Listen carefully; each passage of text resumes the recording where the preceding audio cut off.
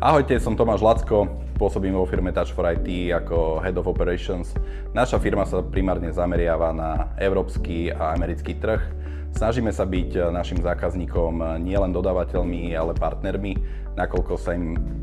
nakoľko im pomáhame budovať robustné riešenia a pomáhame im aj v ich biznise. Naše hlavné domény sú zdravotníctvo, letectvo, obrana, vesmír. Nakoľko je veľký dôraz na kvalitu a neustále zdokonalovanie, naša firma je taktiež certifikovaná ISO certifikátmi a tiež certifikáciou, ktorá je potrebná pre regulované odvetvia ako healthcare, a to sú napríklad SOC 2 alebo HIPAA.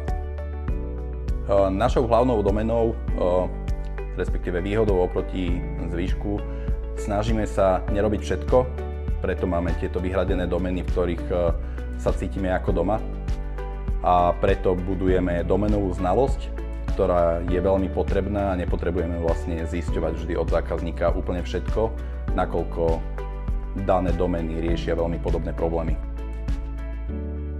Tak najväčšou výzvou asi ako v každej firme je, že či máme všetky riady umyté. Ale nie.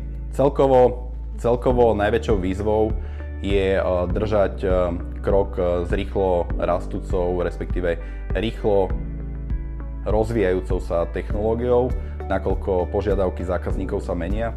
Rovnako sa mení aj technológia, ktorá je aktuálne preferovaná.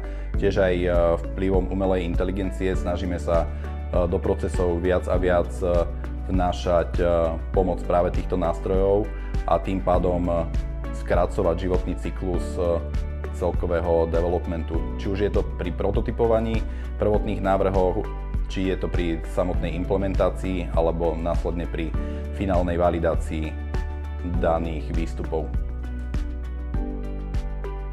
Aký máme náš tím? Aktuálne máme 8 R&D tímov, ktorí pôsobia v rôznych oblastiach, či už je to frontend, backend, mobilné aplikácie, BI tím a podobne.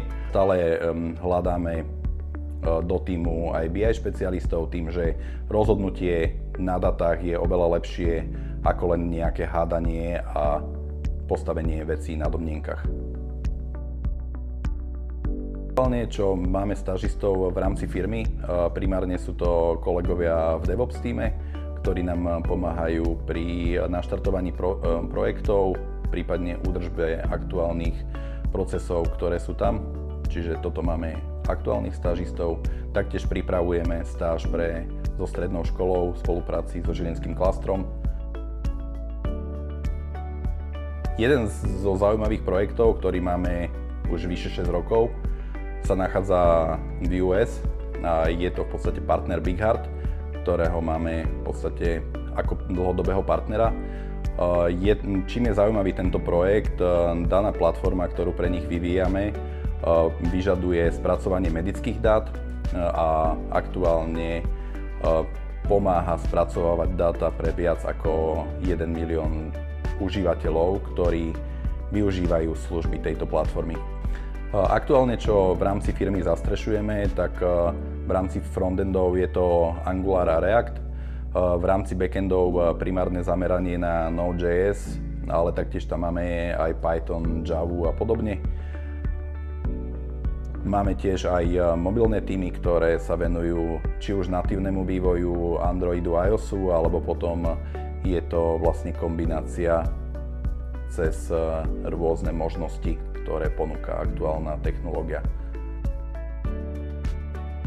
Tým, že Žilinu vnímam ako silnú technologickú základňu, tak práve preto sme sa rozhodli byť členmi klastra Žilinského a vidíme tu najmä možnosť spolupracovať s firmami, ktoré vlastne budú doplnkom, respektíve doplniať tú znalosť, ktorú my aktuálne nemáme.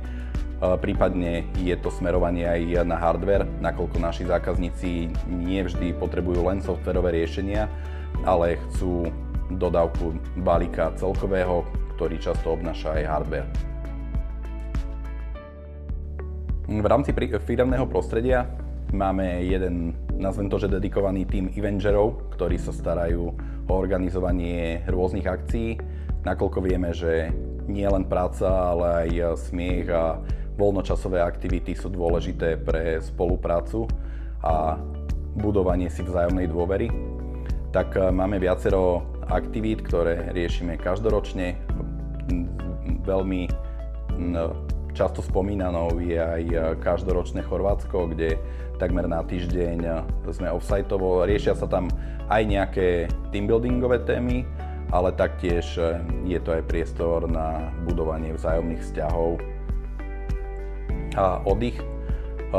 Ďalšou zo zaujímavých tém, ktoré pokrývame každoročne, je Halloween party, kde vytvárame často týmy a sú to smerované veci k nejakej určitej tematike. Čo je pre nás veľmi dôležité, tak nie len pracovný výkon, ale aj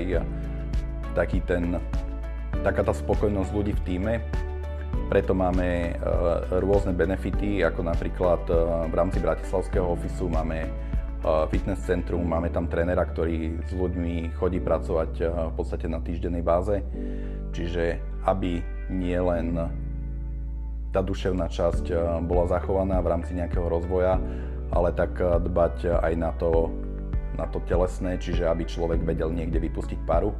Taktiež máme rôzne vzdelávacie aktivity v rámci R&D tímov, či už je to jazykové vzdelávanie, alebo potom možnosť navštevovať rôzne kurzy alebo konferencie, ktoré sú prospešné a pomáhajú celému tímu rásť.